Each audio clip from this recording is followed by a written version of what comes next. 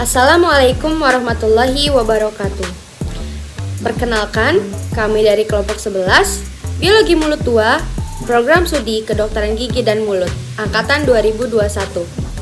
Saya, Mawar Aliyah Abdani, dengan NIM 04031182126015.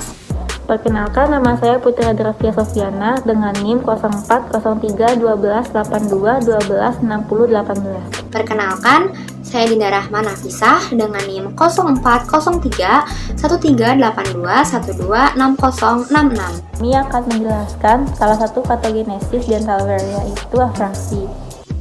Nah, sebelum masuk ke pembahasan afraksi, sebenarnya apa sih itu dental wear?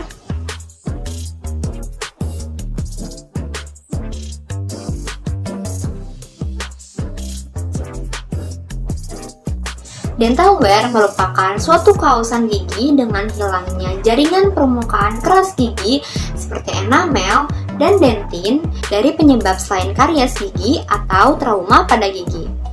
Afraksi ini merupakan suatu kausan secara mekanis. Untuk pembahasan lebih lanjut, tonton video ini sampai habis ya. Pada video ini, kami akan membahas mengenai pengertian afraksi, etiologi dan faktor-faktor yang mempengaruhi afraksi, patogenesis afraksi, dan gambaran klinis afraksi.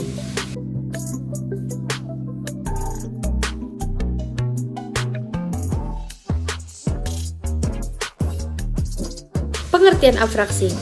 Menurut Dove Press Medical Journal, afraksi adalah jenis lesi cervical non-karias yang ditandai dengan hilangnya jaringan gigi dengan penampilan klinis yang berbeda di area konsentrasi tekanan yang disebabkan oleh kelenturan gigi. Gaya oklusal pada gigi menyebabkan tekanan pada area cervical enamel dan dentin sehingga gigi mudah tergores dan terkikis.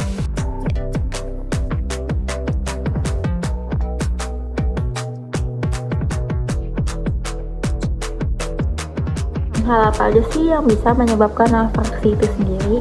Yang pertama itu ada kebiasaan menggerakkan gigi atau bruxism. Nah, bruxism itu sendiri adalah suatu aktivitas otot rahang secara berulang-ulang yang ditandai dengan menggerakkan gigi atau mengesekkan gigi dengan menguatkan atau mendorong mandibula yang dilakukan secara tidak sadar.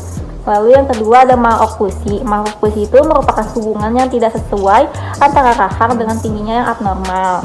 Yang ketiga ada stres atau tekanan oklusal saat mastikasi.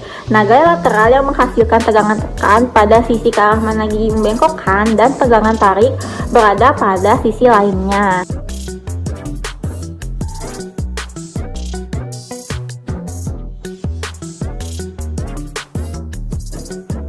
Dari beberapa faktor yang disebutkan, lalu bagaimana sih patogenesis atau mekanisme terjadinya afraksi? Afraksi dapat terjadi dari adanya gaya oklusal yang terjadi di sepanjang sumbu horizontal atau dapat berupa gaya tarik atau tekan. Pada kondisi oklusi gigi normal, tekanan tersebut akan diarahkan pada apikal gigi. Namun saat kondisi seperti bruxism, maloklusi, serta adanya tekanan oklusal saat mastikasi, tekanan tersebut akan diarahkan ke lateral menuju ke cemento enamel junction. Gaya tarik dan tekan secara bergantian dapat menyebabkan tensile stress dan flexure atau kombinasi gaya tarik dan tekan pada cups gigi sehingga tekanan memusat pada cemento enamel junction dan memecahkan ikatan hidroksiapatit pada enamel sehingga fraktur dan pecahnya struktur gigi. Gaya ini merusak lateral sehingga menghasilkan kompresif stres pada sisi ke arah gigi yang mengalami pelengkungan dan gaya tarik pada sisi lainnya. Gaya ini menghasilkan fraktur mikro pada email dan dentin di daerah servikal. Gaya tarik dan tekan yang bergantian menyebabkan melemahnya enamel dan dentin, sehingga gaya ini mencapai batas kelelahannya, maka akan terjadi keretakan dan hancurnya struktur pada gigi.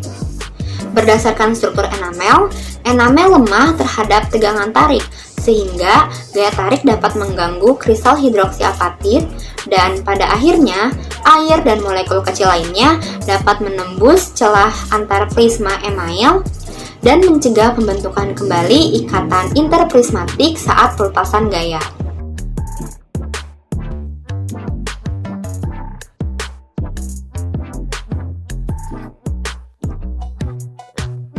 selanjutnya adalah gambaran klinis.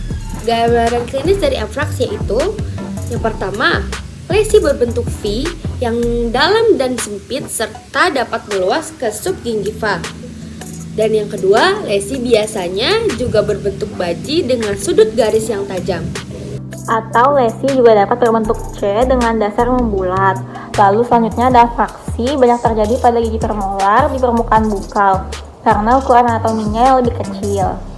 Afraksi juga biasanya mengenai daerah bukal atau labial servikal gigi dan pada umumnya mengenai gigi tunggal dengan gangguan ekskursif atau beban oklusal eksentrik.